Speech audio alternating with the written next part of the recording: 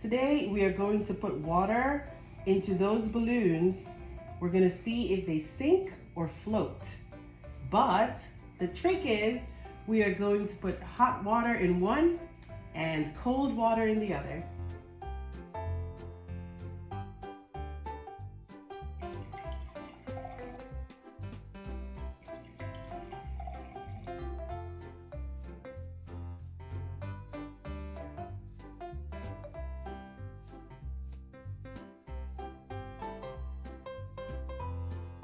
So the green one stays at the top because the water is cold.